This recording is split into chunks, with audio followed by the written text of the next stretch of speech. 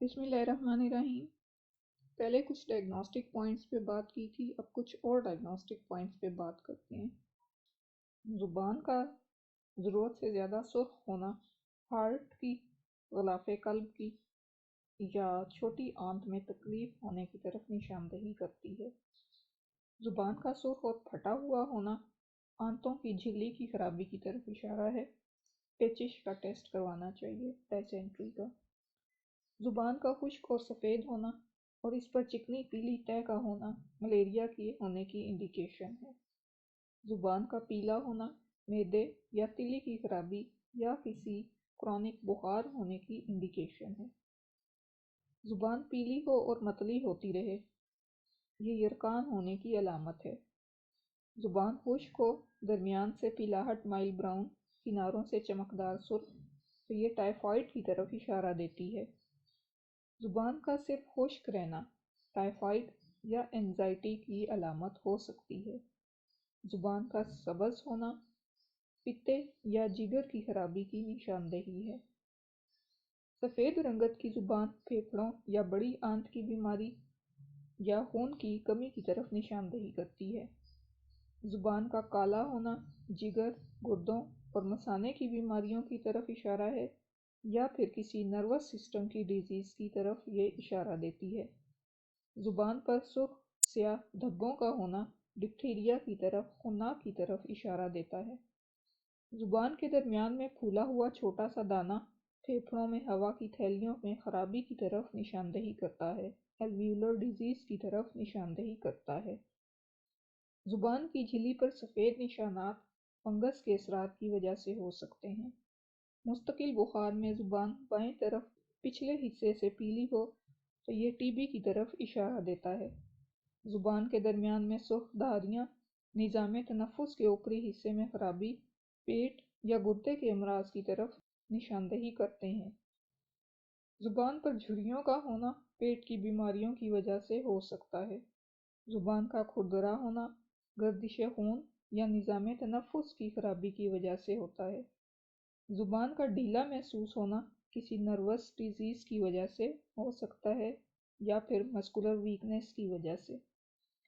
زبان کا سخت محسوس ہونا نفسیاتی عوارض کی طرف نشاندہی کرتا ہے۔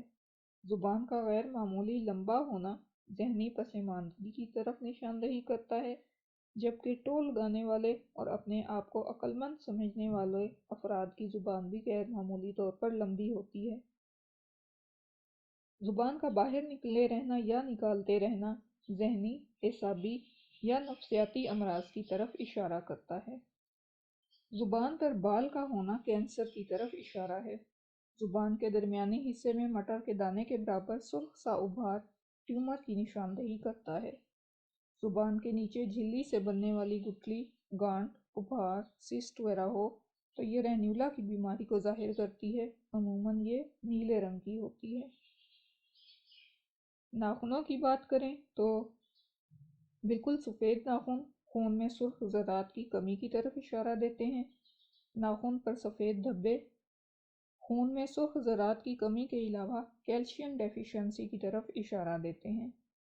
ناخنوں کا سفید ہونا، دبانے پر بھی سفید رہیں اور رنگ نہ بدلیں، یہ جگر کی خرابی کی طرف اشارہ ہے۔ نیلے ناخن جگر کی خرابی یا جسم میں آکسیجن کی کمی کی نشاندہی کرتے ہیں۔ ناخن پر نیلے آدھے چاند کی شکل کا ابھار جگر کے گلنے کی نشاندہی ہے۔ پیلے اور موٹے ناخن اعصابی دباؤ کی وجہ سے ہوتے ہیں۔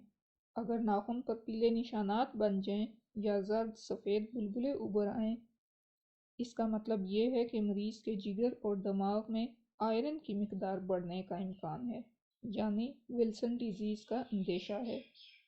جن لوگوں کی انگلیوں کے پورے موٹے ہوں اور ناخن کے قریب جلد کا رنگ سرخی مائل ہو، ان کے دل کے دائیں یا بائیں حصوں کے درمیان سوراخ ہونے کا امکان ہوتا ہے۔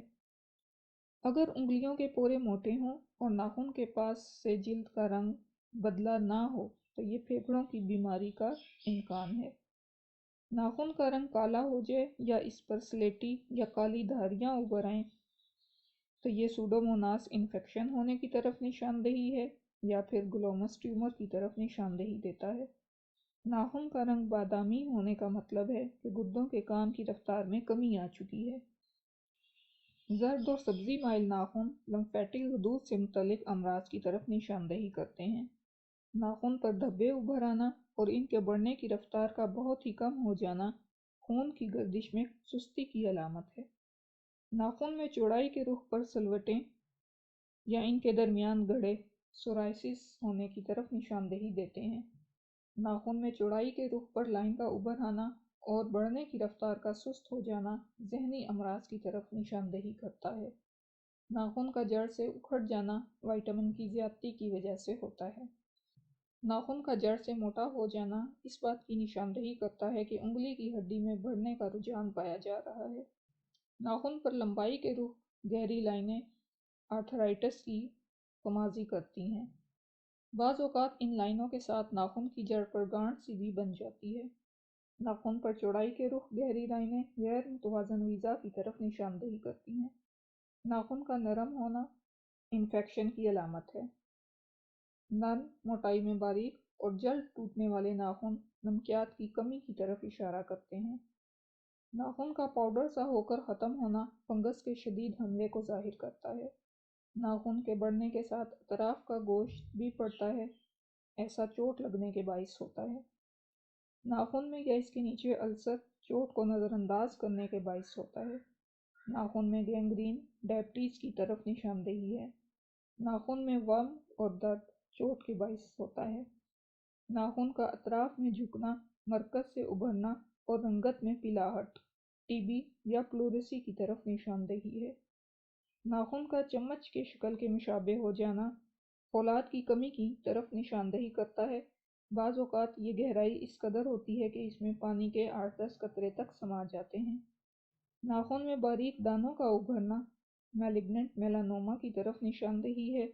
अगर उंगलियां गैर मामूली तौर पर गैर मुतवाज़न लंबी हों तो इस बात का अंदेशा रहता है कि मुतल्लिका फ़र्द ने मुतवाज़न ज़िंदगी ना गुजारी तो इसे आइंदा ज़िंदगी में दिल का कोई आर्ज़ा लाहक हो सकता है।